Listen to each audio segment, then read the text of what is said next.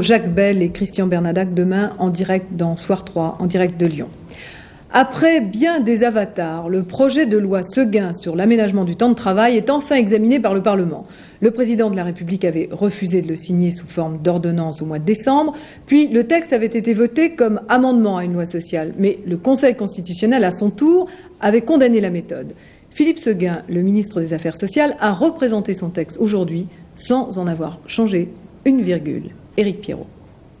Une quarantaine de députés dans une ambiance sereine. Cette fois, le débat sur l'aménagement du temps de travail n'a pas déchaîné les passions. Pour Philippe Séguin, le ministre du Travail, ce texte doit répondre à 3 objectifs. Améliorer la compétitivité des entreprises, relancer l'emploi et améliorer les conditions de travail des salariés.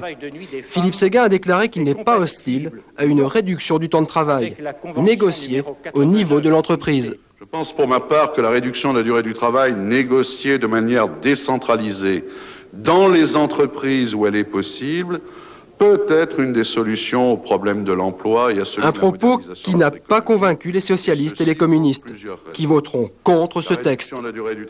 Mais si vous voulez, nous avions fait, nous, en ce qui concerne la durée du travail, un texte qui était le texte de M. Delbar, qui était un texte équilibré.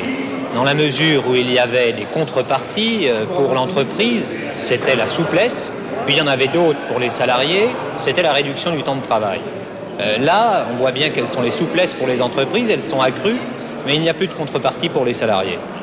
Les socialistes ont déposé à peine 200 amendements, et les communistes une centaine. Un chiffre tout à fait raisonnable qui montre la volonté de l'opposition de ne pas faire d'obstruction. En signe de bonne volonté réciproque, le gouvernement devrait laisser le débat se poursuivre normalement, sans le couper net avec l'article 49.3 de la Constitution.